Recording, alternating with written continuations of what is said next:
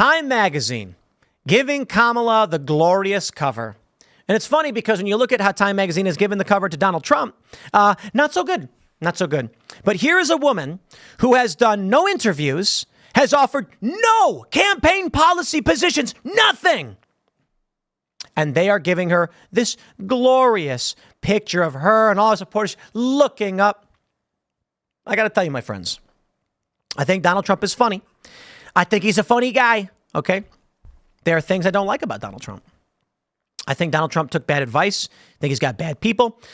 Donald Trump attacked Kamala Harris for having AI photos of her rallies or whatever, and they're fake images. And I'm like, I don't care. I don't know what the point of this. The question is, does it earn votes? But I will tell you this, I despise Kamala Harris. She represents nothing. She represents the degradation and degeneracy of the American Republic in every imaginable way. And I will debate this to the high heavens. The Krasensteins, famous liberal commentators, said, when I tweeted this, you know what? I should pull this up. I'm going to pull this up because it matters for this story. And I said, Trump has awful advisors or no advisors. And let's jump right to it. Okay. And here's Krasenstein, and we'll pull this up. I said Trump has awful advisors or no advisors because he highlighted this. There's a video of Kamala Harris getting out of the plane with huge crowds all waving and waiting for it in an airport hangar. It's like the first real time Democrats have offered up a candidate. I'm not surprised they have big rallies. Donald Trump claimed that they were fake AI images and they caught them because the reflection on the plane doesn't show the huge crowds. I don't think they're standing in front of the plane. I think that's a depth of field issue, most importantly. And the crowds actually way further back, but it looks like they're up to the plane. They're not. This is a mistake from Donald Trump. Brian Krasenstein says it's not his freaking advisors. It's Trump. Stop shifting the blame. It's what cultists do. Oh, I'll tell you what cultists do.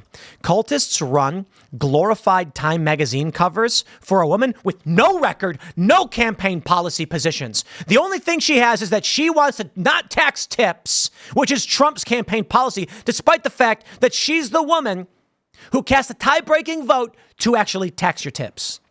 I'll pull that one up in a second. That's what cultists do. I said, what do you think no advisors means? I talked about this yesterday, but it bears repeating in the segment. And so Krasenstein says, so you think he makes horrible decisions and then when not being advised to do otherwise, is it the man you want as president? That's weird. I do think he makes horrible decisions and we criticize him routinely. He hired crackpot Bolton for one. However, a marginally net positive presidency is preferable to cultists supporting Kamala, who was installed and has no campaign policy. What's that, Brian? Crickets. Because you're in a cult, bro. Because the left is a cult.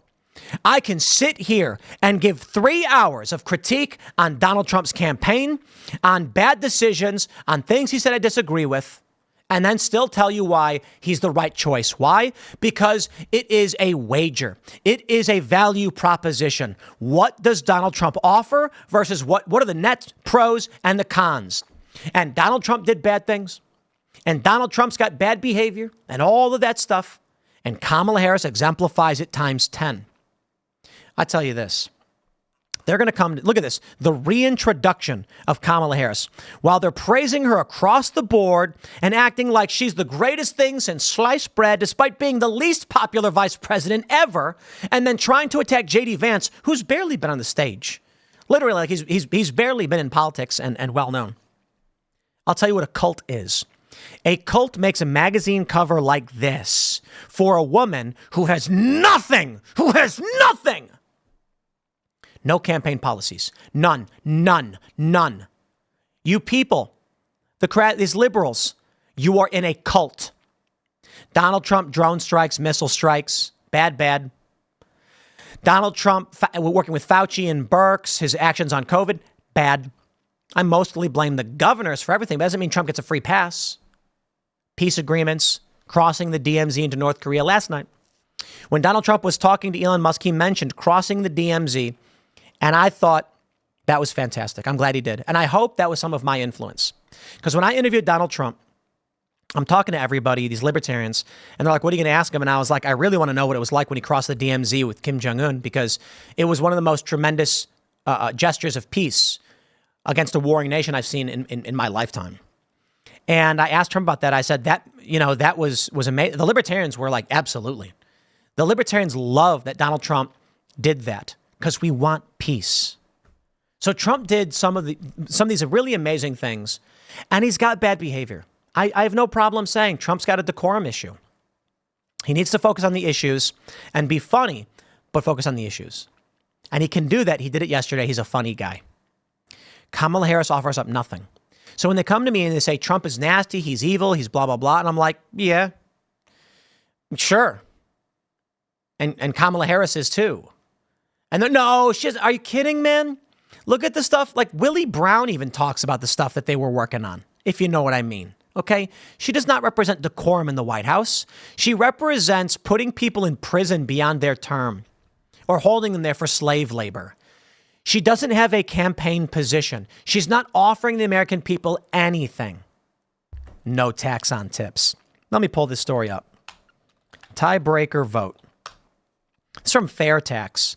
You want to talk about Kamala Harris's plan not to tax tips, which was Donald Trump's? VP Kamala Harris cast tie-breaking vote to let IRS track workers' tips so they can be taxed.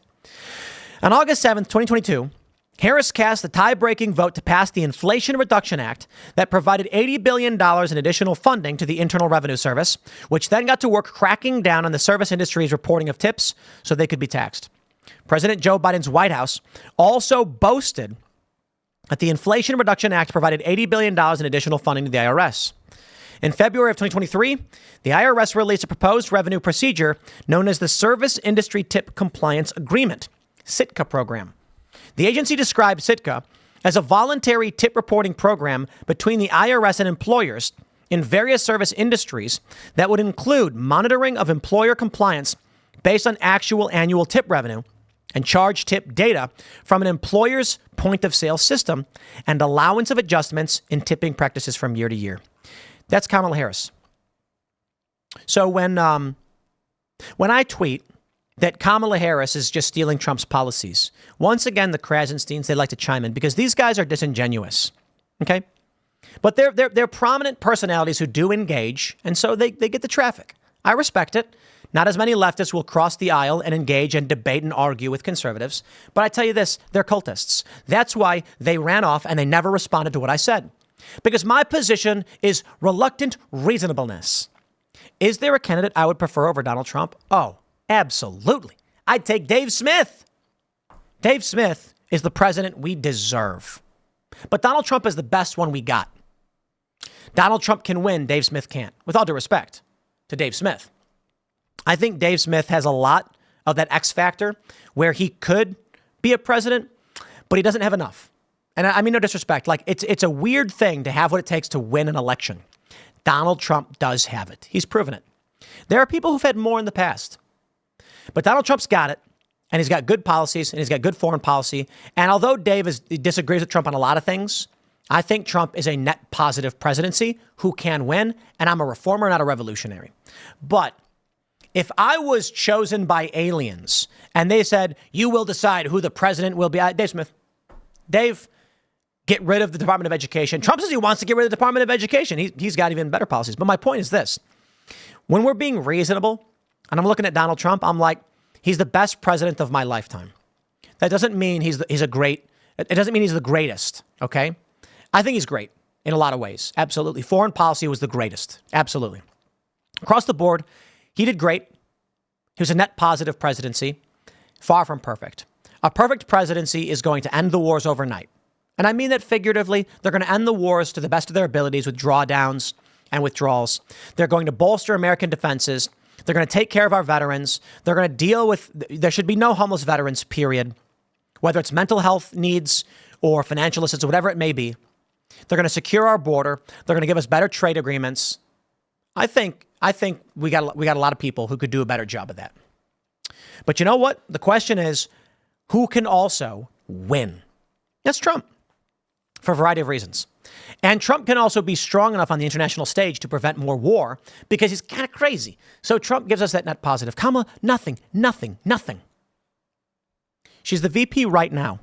So when she says these insane things, that she's going to lower inflation or take on big pharma. I'm like, why aren't you doing it now, lady? Which let me pull up this tweet. Tweet that it's from Time Magazine, where here we go. Kamala Harris, Vice President Kamala Harris, said that if she's elected, she will take on big pharma and other big corporations. When I was Attorney General, I went after price-fixing schemes. And when I am president, I will continue that work to bring down prices. I will take on big corporations that engage in illegal price gouging, corporate landlords that unfairly raise rents on working families, and take on big pharma and cap the cost of prescription drugs for all Americans. That's right. Just not right now. She wants you to suffer a little bit. Is that it? It's like blackmail. You could do it. You're the vice president. Joe Biden's right there. Joe Biden wants you to win. You could literally say, Joe, let's get the job done right now for the American people and prove to them why they should vote for me. Instead, she's like, nah, I want you to suffer a little bit. Come on. I want you to stew and feel the pain. And then I want you to beg me to fix it. That's the Kamala Harris campaign. So, bravo. In the meantime, for J.D. Vance, who is the other VP candidate, and this is the craziest thing, like the attacks on J.D. Vance are the stupidest things imaginable. He's weird. I don't know what you're talking about, okay? You're trying to sway female voters because you want them to, like, fall in line and be socially acceptable. Okay, whatever. They may still vote J.D. Vance in private, I guess. Look at those stunning blue eyes. But J.D. Vance is such a normie dude. Like, I'm sorry, man. He's like, he doesn't do anything. You know what I mean? Like, he's not done anything. He speaks well.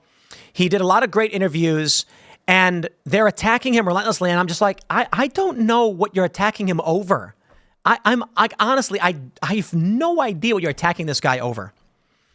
CNN host asks J.D. Vance if he believes Kamala Harris is black. What? Yes, I don't care. Donald, here we go. One last question. Please. And I can't believe I have to ask you this, but I do, because Donald Trump has been attacking Kamala Harris's racial identity. He has not been, but ask your question. Well, he questioned her racial identity. He said a number of years ago she happened to turn black. Her father is Jamaican. Do you believe Kamala Harris is black? I believe that Kamala Harris is whatever she says she is, but I believe importantly that President Trump is right that she's a chameleon. She pretends to be one thing in front of one audience. She pretends to be something different in front of another audience. Look, Dana, she's not running a political campaign. She's running a movie. Oh, yeah. She only speaks to voters behind a teleprompter. Everything is scripted. She doesn't have her policy positions out there. She hasn't answered why she wanted to ban fracking, but now she doesn't. She wanted to fund police, but now she doesn't. She wanted to open the border, but now she doesn't. She should have to answer for why she presents a different set of policies to one audience and a different set of policies to another audience. And I think that's what President Trump is getting at. This is a fundamentally fake person. She's different depending on who she's in front of. J.D. Vance is so good at this. That's why I'm like, what are they attacking him on? Well, that's the reality, my friends. They have to attack him on something. Patriarchy, that's the new one. Vanity Fair says J.D. Vance tried to call the Democrats weird. Trump's running mate may not have charmed many voters during a sweep on the Sunday shows. They're just saying this because this is the game. Why is she a chameleon? I'll tell you. Kamala Harris is making a gambit. They sat down and they said, look, let's operate under the assumption that people are as dumb can be. You can say whatever you want, and they'll choose to believe what they want to believe. So Kamala Harris goes out and says, defund the police, don't defund the police. She comes out and says, we need immigration reform to allow these people in. Then she says, I'm going to get tough on the border. Why? Because they know Democrats will believe what they choose to believe instead of what's true. And what's true is what J.D. Vance is saying, that she's going to say whatever she has to say. They don't care. That's why she has no campaign positions on her website, because she doesn't need them. She doesn't want them on her. This is exactly it. The reason why Kamala's policies are not on her website is because she doesn't want anyone to know what her positions are. She wants to be able to say all positions on tape, on camera. And then one Democrat will be like, look at this video of Kamala saying open the borders. Then another Democrat will be like, well, here's a video of her saying close the borders. And whichever one they support, they'll cheer for. Then when you, the Republican, go, she's for open borders, you go, no, she's not. Or they'll say, good, I'm glad. No, nothing you can do because she said it all. That's what Kamala's doing. In the meantime, they're attacking Donald Trump and J.D. Vance and calling him weird. And they're giving her this. Vomitus. Wow. Amazing, isn't it? I'm going to wrap it up there, my friends. Next segment is coming up at 6 p.m. This breaking news we just got sent to us by our trusty viewers here in the Super Chat. We'll talk about Donald Trump and Elon Musk being sued as part of their due to some of their conversation. So smash that like button, subscribe to this channel, share the show with your friends. Follow me on X and Instagram at Timcast, and we will see you on the next segment at 6 p.m.